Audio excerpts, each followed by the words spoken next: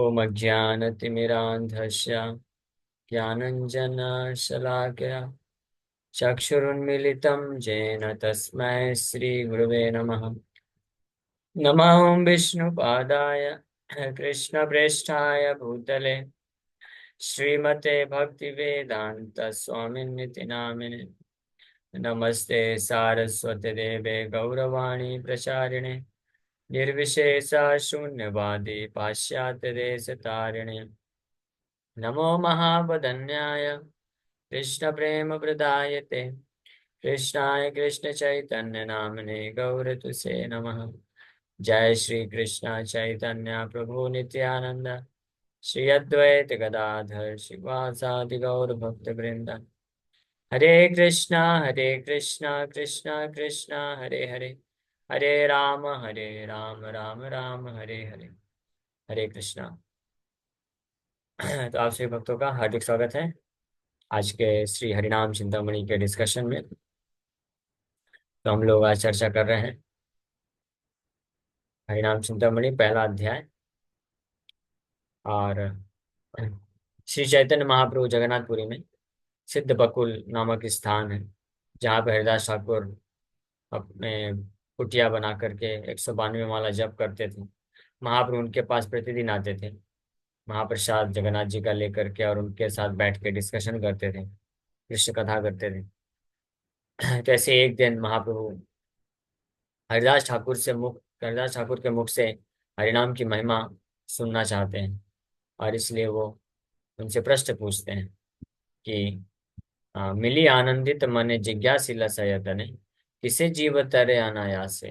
जीव का उद्धार सरलता पूर्वक कैसे हो सकता है हरिदास, आप बताइए। हरिदास ठाकुर बहुत ही विनम्रता दैन्य भाव महसूस करते हुए महाप्रभु के चरण कमलों को धारण करके और उनसे कृपा की याचना करते हैं कि आप कृपा करके मुझे सुरक्षा प्रदान करिए, आप मेरा उद्धार करिए। आपका प्राकट्य ही नवदीप में मेरे जैसे बद्ध जीवात्मा को उद्धार के लिए हुआ है। लेकिन आप ऐसा प्रश्न पूछ रहे हैं, तो आपकी आज्ञा होने के कारण मैं वो बोलूंगा जो आप मेरे मुख से बुलवाना चाहते हैं। वास्तव में आप ही बोलने वाले हैं, लेकिन आपकी ये इच्छा है कि मैं निमित्त बनूं और मैं बोलूं। तो हरिदास ठाकुर तैयार होते हैं। अब हरिदास ठाकुर उस प्रश्न का उत्तर देने के लिए उत्तर देना प्रारंभ करते हैं। तो सबसे पहले तो हरिदास ठाकुर जो तत्व है आ, आध्यात्मिक जीवन में, आध्यात्मिक जगत में, वो तत्वों के बारे में वर्णन कर रहे हैं। सबसे पहला तत्व है कृष्ण तत्व। तत्व का मतलब होता है ट्रुथ।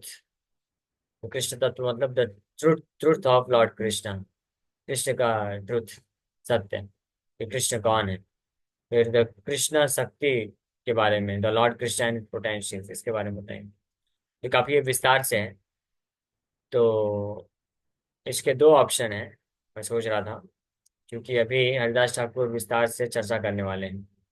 तो इस प्रकार से अब हरिदास ठाकुर बोलना प्रारंभ किए। तो सबसे पहले कृष्ण तत्व का निरूपण कर रहे हैं। एकमात्र इच्छा मैं कृष्ण सर्वेश्वर नित्य शक्ति योग्य कृष्ण विभु परत परात पर। So Lord Krishna is the supreme personality of Godhead. There is no other. His every desire is always fulfilled. He is eternal. He is the master of all potentials. He is the greater than the greatest. हम लोग बस इसको सार में पढ़ के आगे बढ़ेंगे। इसके तो बहुत सारे प्रमाण हैं, ऑलरेडी आप भक्त लोग हैं तो आप जानते हैं, गीता और भागवत में ये स्टेब्लिश स्थापित किया हुआ है कि भगवान कृष्ण एकल है ईश्वर, कृष्ण आर्य सर्वभूत। कृष्ण सर्वेश्वर है, सारे ईश्वरों के भी ईश्वर हैं, इसलिए सर्वेश्वर बोलते हैं कृष्ण को।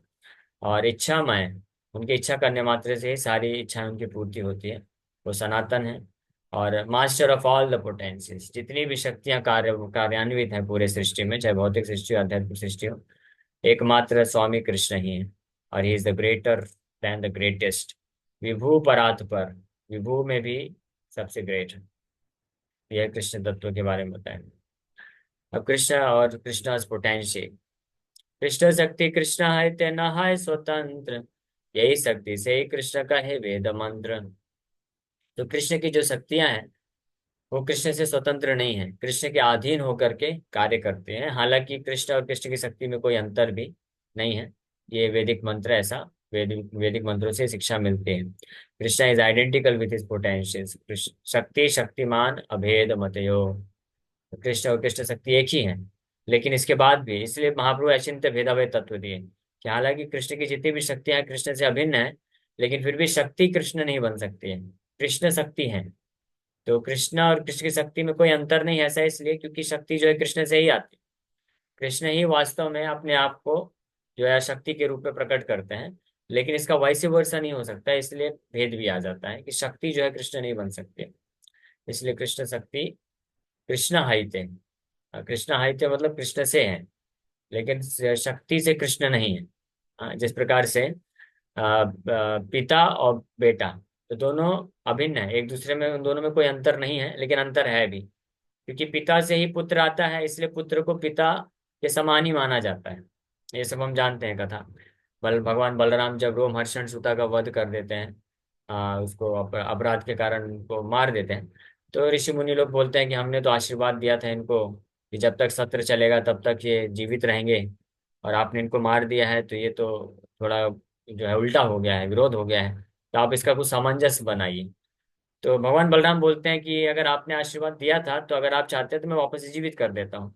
तो ऋषि मुनि लोग बोले कि नहीं नहीं नहीं, वो भी अच्छा नहीं है, क्योंकि आप परम भगवान हैं, आपने जो निर्णय लिया है तो वो कभी गलत नहीं होना चाहिए।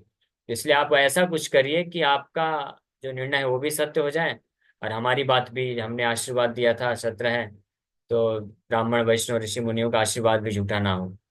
तो भगवान बलराम फिर इसमें बोलते हैं कि इनके जो पुत्र हैं, उनको हम एम्पावरमेंट करेंगे और उनको व्यासासन बैठा करके उनके द्वारा आप जो है सत्र आगे बढ़ाइए, क्योंकि पुत्र और पिता में कोई अंतर नहीं होता है। तो ये भी शास्त्र में वचन है। लेकिन वहीं पे दूसरी ओर पिता से पुत्र आता है, इसलिए पुत्र पिता से अभिन्न है, लेकिन साथ में भिन्न भी है, पुत्र पिता नहीं बन सकता है। इसलिए उसी प्रकार से कृष्ण और कृष्ण की शक्तियां भिन्न, अभेद भी हैं और भिन्न भी हैं। तो ये तत्व बहुत अच्छे तरीके से हम लोग ऑलरेडी चैतन्य चरितमृत में चर्चा किए हैं। श्री चैतन्य महाप्रभु इसको वर्णन करते हैं। कृष्ण विभु शक्ति तार वैभव स्वरूप, अनंत वैभव कृष्ण है एक रूप। Lord Krishna is all powerful. विभु, विभु मतलब ऑल पावरफुल, सर्वशक्तिमान। और शक्ति तार वैभव प्रकाश। यहाँ से थोड़ा ध्यान से सुनते जाइएगा, कृष्ण और कृष्ण शक्ति के बारे में थोड़ा सा तत्व बताया जाएगा। हम लोग सार रूप में हल्का हल्का चर्चा कर रहे हैं। तो भगवान की जो शक्तियां हैं वो उनके वैभव हैं। His potentials are his powers and glories. तार शक्ति, तार वैभव एंड स्वरूप। ये नाम अगर याद रख सकते हो तो याद रखिए, नहीं भी याद होता तो कोई दिक्कत नहीं, आप बस सुनते जाइए।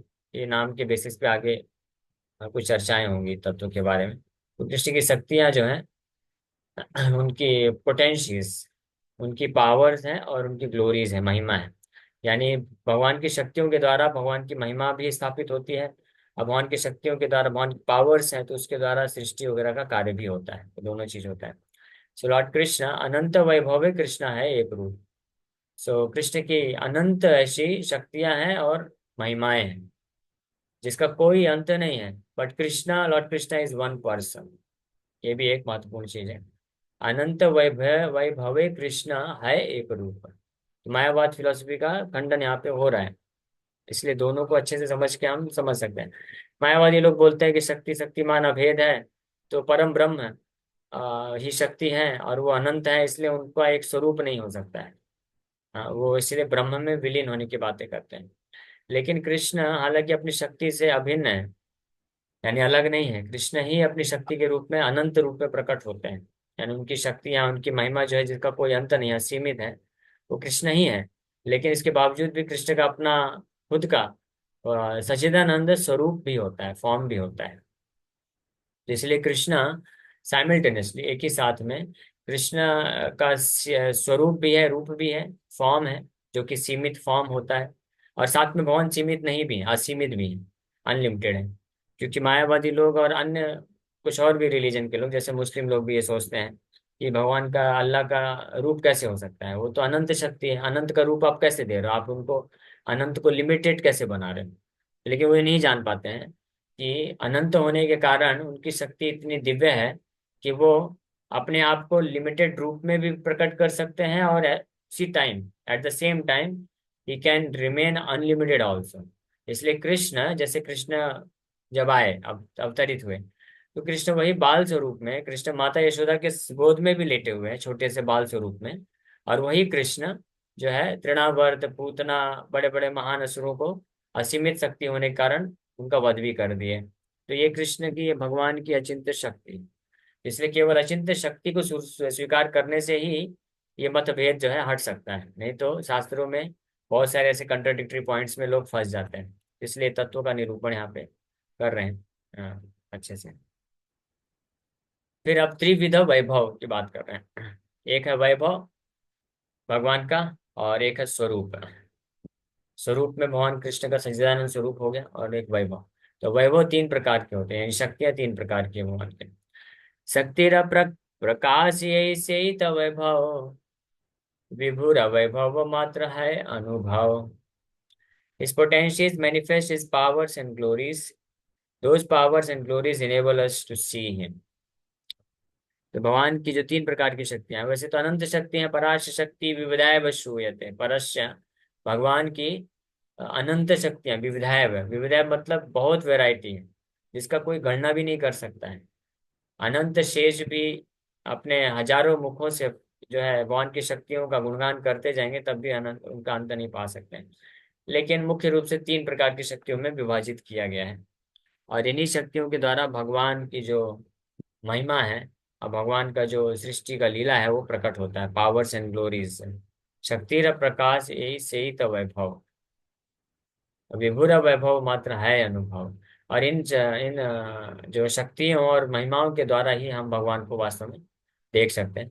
इसलिए भगवान को देखना मतलब भगवान को समझना, उनकी शक्ति और महिमा के द्वारा समझा जा सकता है। इसलिए शक्तियों के बारे में ज्ञान होना भी बहुत महत्वपूर्ण है, क्योंकि बिना भगवान की शक्तियों को तत्व के यानी वास्तविकता के अनुसार समझे, कोई भी व्यक्ति भगवत तत्व को नहीं समझ सकता है। क्योंकि भगवान का जो तत्व है, कृष्ण का जो तत्व है, वो प्रकट होता है हमारे सामने उनके शक्तियों के कार्यकलाप के द्वारा। जैसे भगवान इस भौतिक जगत में अवतरित होते हैं, तो ये जो अवतरण है, भगवान बोलते हैं संभवामी आत्म माया, मैं अपनी अंतरंगा शक्ति के प्रभाव से प्रकट होता हूँ। योग माया शक्ति अंतरंगा शक्ति के प्रभाव से प्रकट होता हूँ।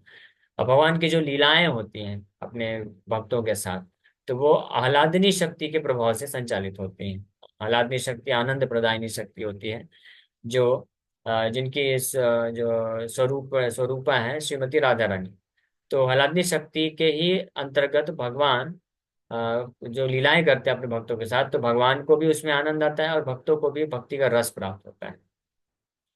जैसे हम लोग जो भी सेवा करते हैं, हम जो भक्ति करते हैं, तो हमको कुछ ना कुछ रस प्राप्त होता है भक्ति में, भगवान के प्रति भाव प्राप्ति होती है, भक्ति रस होता है। तो वो कहाँ से मिलता है? वो एक्चुअली में श्रीमती राधा रानी की कृपा से मिलता है। श्रीमती राधा रानी भगवान की आह्लादनी शक्ति है, जो कि इंटरनल पोटेंसी ही है, अंतरंगा शक्ति में ही सबसे प्रमुख शक्ति आह्लादनी शक्ति।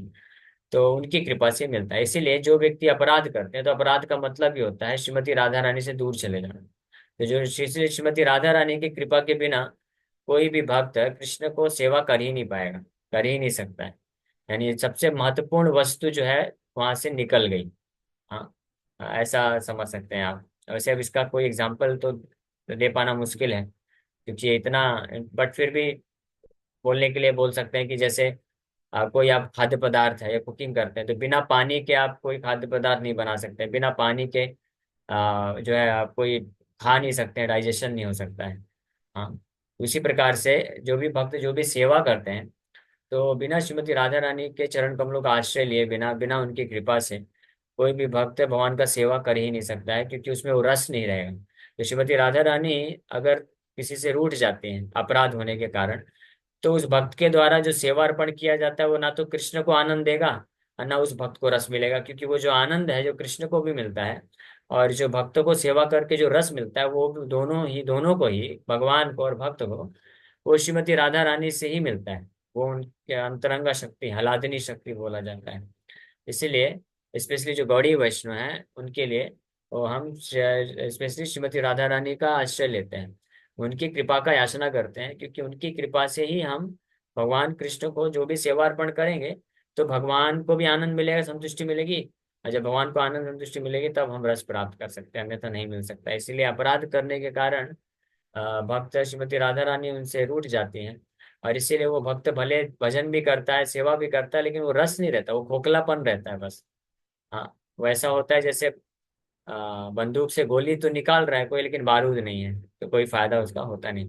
एनीवे, इसलिए ये इस बात को बताने के लिए बस चर्चा की है कि भगवान की जो शक्तियां हैं उसके तत्वों के बारे में भी बड़े विस्तार से जानना भी महत्वपूर्ण है। तो ये अंतरंगा शक्ति है, आगे आएगा मैं, लेकिन फिर भी शुरू में थोड़ा सा सार रूप में बता दे रहा हूँ कि अंतरंगा शक्ति, बहिरंगा शक्ति और तटस्थ शक्ति, ये तीन प्रकार की शक्ति होती है। तो अंतरंगा शक्ति के बारे में थोड़ा सा जस्ट बताया। बहिरंगा शक्ति, बहिरंगा शक्ति के द्वारा भगवान ये भौतिक सृष्टि का पालन संचालन करते हैं, जिसकी जो मेन इंचार्ज है दुर्गा देवी है। तो बहिरंगा शक्ति को भी जानना महत्वपूर्ण है, क्योंकि जिस प्रकार से अंतरंगा शक्ति श्रीमती राधा रानी जो जिनके रिप्रेजेंटेटिव है या जिनकी कंट्रोलर हैं, तो उनकी कृपा से आध्यात्मिक जगत में भक्त और भगवान सही तरीके से जो है कार्य करते हैं। भक्त भगवान को सेवा करके आनंद रस को प्राप्त करते हैं, भगवान को भी रस या संतुष्टि आनंद मिलता है। तो उसका विपरीत इस भौतिक जगत में भगवान की बहिरंगा शक्ति के द्वारा सब कुछ होता है। तो इस भौतिक जगत का लक्षण क्या है कि इस भौतिक जगत में हर जीवात्मा भगवान से विमुख हो जाता है, भगवान को भूल जाता है, और इस संसार में रह करके भोग करता है और दुख भोगता है। तो ये जो कार्य होता है ये सब बहिरंगा शक्ति के महामाया के द्वारा होता है, दुर्गा देवी के द्वारा होता है। तो हालांकि शास्त्रों के अनुसार, वैदिक वैदिक शास्त्रों के अनुसार, भगवान की अंतरंगा शक्ति, बहिरंगा शक्ति वास्तव में भगवान के लिए एक ही है। लेकिन ये दो दो प्रकार से, अलग प्रकार से फंक्शन करने के कारण, यानी ये जो बहिरंगा शक्ति भी है भगवान की दुर्गा देवी के द्वारा जो रिप्रेजेंट किया जाता है, तो ये कोई और शक्ति नहीं है, ये भगवान की अंतरंगा शक्ति ही है, स्पिरिचुअल पोटेंशियल ही है, यानी श्रीमती राधा रानी का ही डिपार्टमेंट है। लेकिन उसको श्रीमती राधा रानी ही एक विस्तार करके दुर्गा देवी के रूप में प्रकट होती हैं, ऐसे बद्ध जीवात्माओं के लिए जो भगवान कृष्ण को समर्पण नहीं करना चाहते हैं। तो दुर्गा देवी के रूप में फिर ये भौतिक बहिरंगा शक्ति बन करके भौतिक सृष्टि का संचालन करती हैं। और जो बहिरंगा शक्ति फिर ऐसे जीवात्माओं को फंसा के रखती है हमेशा भौतिक संसार में, जब तक उसके हृदय में ये इच्छा नहीं उत्पन्न हो जाती कि मैं कृष्ण को वापस समर्पण करके इनका सेवा करूं।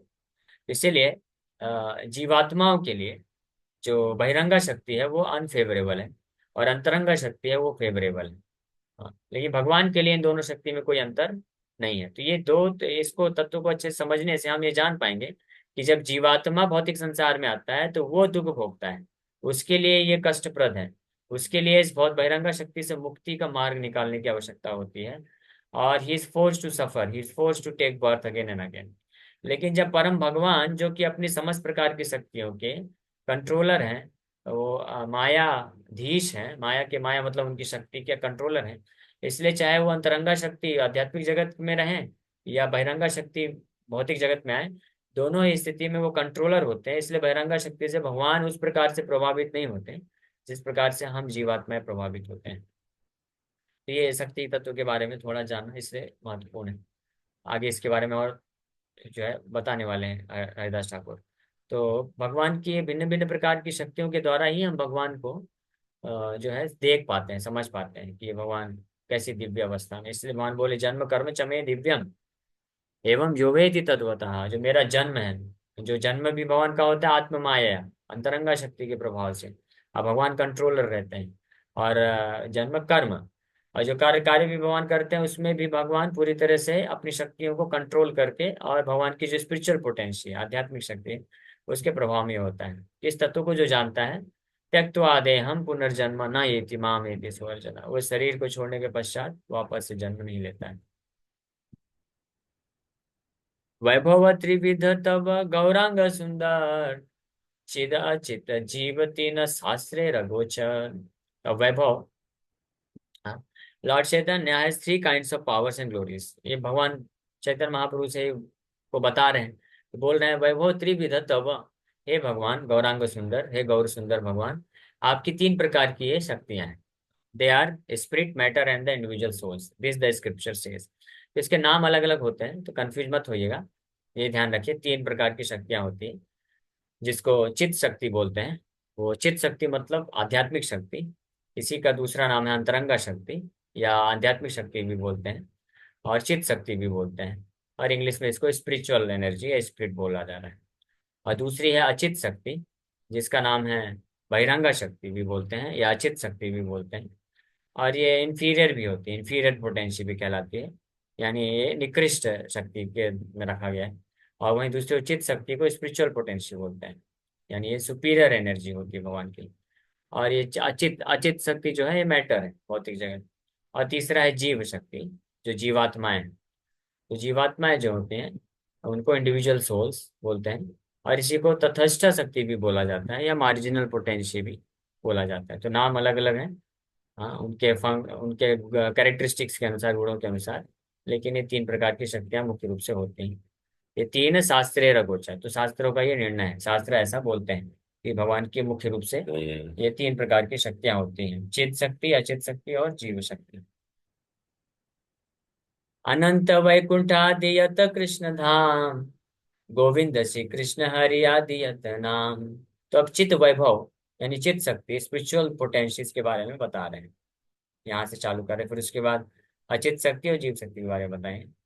तो अनंत वैकुंठ आदि यत कृष्ण धाम, अनंत अनंत वैकुंठ धाम है, वहाँ अनंत अनंत असंख्य स्पिरिचुअल प्लैनेट्स हैं, आध्यात्मिक लोक हैं। तो वो सब जितने भी कृष्ण के धाम हैं, साथ ही साथ में गोविंद श्री कृष्ण हरि आदि यत नाम, भगवान के जितने भी नाम है, गोविंद है, श्री कृष्ण है, हरि है, वो सब जो है क्या है, वो स्पिरिचुअल पोटेंसी से संचालित होते हैं, आध्यात्मिक पोटेंसी से होते हैं। The limitless real that begin with Vaikuntha lord Krishna's abodes. The names that begin with Govinda, Shri Krishna, Hari are his names. द्विभुज मुरलीधर आदि यत रूप, भक्तानंद प्रदादि गुण अपरूप. His forms begin with his two armed forms where he plays the flute. His wonderful qualities begin with his quality of being giving bliss to his devotees. तो अभी कुछ श्लोकों तक भगवान की चित्त शक्ति के बारे में वर्णन करेंगे कि कैसे भगवान अपने सनातन द्विभुज मुरलीधर रूप में अपनी आध्यात्मिक शक्ति को कंट्रोल करते हैं। ठीक है, हम लोग कल इस चर्चा को आगे बढ़ाते हैं, ये समय हो गया है। Thank you very much. Hare Krishna Krishna Krishna Hare Hare, Hare Rama Rama Hare Krishna. तो हम लोग शॉर्ट में ये तत्व का निरूपण कर रहे हैं। चित शक्ति और जीव शक्ति। Okay right. हरे कृष्ण। ठीक है, माता जी इस लोग को। जब आपकी वाणी में इतना अनुग्रहता है तभी तो इससे 50 लोग आपके पास रुक गए हैं आके एक एक कथा में। तो कथा में कुछ रस है इसलिए रुक गए हैं। तो कथा नहीं को वो और तो, कितना प्राइवेट पकड़ना है और कथा को कितना तेज करना है ये आपके ऊपर है। प्रभु जी चाह रहा हो कि हमारी भौतिक कलमश कम हो जाए, थोड़ा हमारे पे आप कृपा कीजिए कि कथा और ज्यादा तेज हो। ठीक है, वो तो मैं सेवा तो करूंगा ही, लेकिन फिर भी मैं बीच बीच में पूछना ठीक रहता है कि भक्त लोग ताकि समझते भी रहें, तो उस हिसाब से हमको आगे चलना चाहिए। ओके। हरे कृष्ण प्रभु जी, कृष्ण भी अर्जुन से पूछते थे क्या आपको ये बात समझ आई? हाँ, कृष्ण भी कंफर्म किए 2-3 बार अर्जुन को। अगर कृष्ण बोले अगर नहीं समझ में आया तो फिर से बोलो, वापस से सुना देता हूँ। भगवान तैयार थे। ये आप राधा रानी जब खुश नहीं होती हैं तो फिर आपका आवाज कट जा रहा है सर। तो जैसे आपने आपने जैसे बताया अभी कि भगवान के प्रति हम अपने से खुश समर्पण करते हैं, तो प्रभु जी राधा रानी जैसे हम भक्ति करते हैं भगवान की, राधा रानी खुश नहीं होती कुछ अपराध के कारण। जैसे कि हमसे कोई अपराध हुआ है प्रभु जी और राधा रानी खुश नहीं है, तो ये तो अपराध ही होगा ना प्रभु जी, तो कैसे हमें पता चलेगा? ये पता चलता है जब हम जानेंगे कि अपराध क्या, किस किस प्रकार के अपराध होते हैं। इसी के लिए हम लोग ये हरिनाम चिंतामणि चालू किए हैं। तो आगे आने वाले सेशंस में आप इसको पता चलेगा कि अपराध कैसे कैसे होते हैं, कौन कौन प्रकार के अपराध होते हैं। तो ये ऐसे पता चलता है। और दूसरा, वरिष्ठ भक्त लोग हमको गाइड भी करते हैं, बताते हैं, मार्गदर्शन देते हैं। और तीसरा, हमको भी पता चल सकता है अगर जो जो स्पेशली जो सिंसियर होते हैं, निष्ठावान होते हैं। तो क्योंकि एक बात तो है कि जब तक हम भौतिक संसार में हैं, अभी पूरी तरह से प्रेम भक्ति नहीं मिलती है, तब तक कुछ ना कुछ छोटे मोटे अपराध होते रहते हैं। लेकिन जो सिंसियर होते हैं, तो भगवान उनके ऊपर कृपा करके उनको ऐसा हिंट दे देते हैं कि आपसे ये अपराध हुआ, इसलिए आप जो है भक्ति में अटक रहे हो। तो फिर जो सिंसियर भक्त होते हैं फिर अपने आप को सुधार कर लेते हैं। इसलिए अपराध होगा तो आप लोग डरने का नहीं है। हमको सिंसियरली वरिष्ठ भक्तों से गाइडेंस लेकर के और शास्त्र को अच्छे से समझ करके भगवान की कृपा से हम उसको धीरे धीरे ओवरकम कर पाएंगे। इसीलिए ये हम लोग चालू किए हैं एडवांस कोर्स। हरे कृष्णा प्रभु। जिसमें बात ही कर रहा तो बता रहे थे मुझे।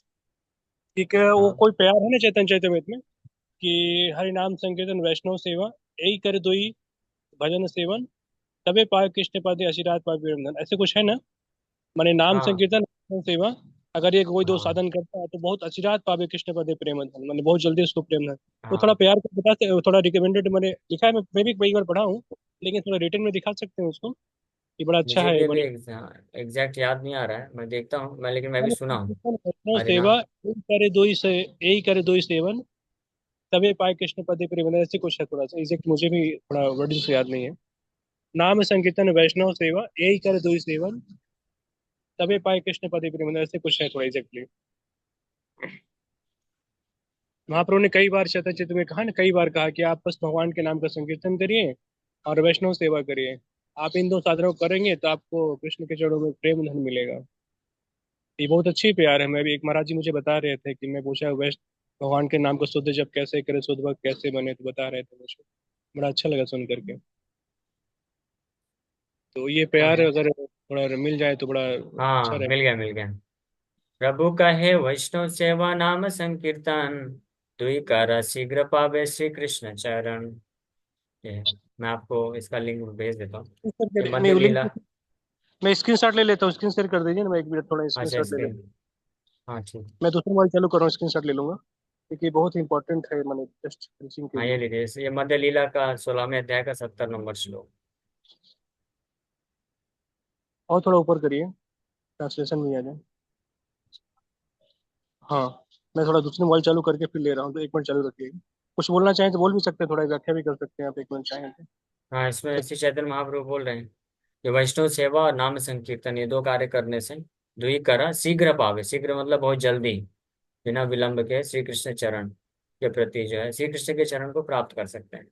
You will very soon attain shelter at Krishna lotus feet.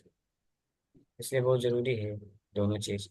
वैष्णव सेवा करने से हम अपराध से मुक्त हो जाते हैं, और जब अपराध निरपराध होकर के जब नाम संकीर्तन नाम जप करते हैं तो बड़ी आसानी से कृष्ण के चरण कमल मिल जाते हैं। तो द बेस्ट वैष्णव सेवा हमारे लिए, द बेस्ट वैष्णव कौन है? शिला प्रभुपाद जी। तो शिला प्रभुपाद जी का सेवा जो है, और बेस्ट शिला प्रभुपाद सेवा वैष्णव सेवा है। तो उनका आज्ञा है बुक डिस्ट्रीब्यूशन और प्रीचिंग में। इसलिए ये मैं आज सुबह भी बता रहा था, प्रैक्टिकल है कि जो जो भी भक्त हैं बुक डिस्ट्रीब्यूशन और प्रचार की सेवा किए हैं अपने जीवन में, तो वो बड़े तीव्रता से भक्ति में आगे बढ़े हैं। नाम संकीर्तन में भी उनका रुचि बढ़ता है, और कृष्ण के चरण कमल भी प्राप्त हो जाते हैं। ओके। जी, थैंक यू। तो आप लोगों ने, आपके लोग सामने हैं, आप देख, हम देख लीजिए।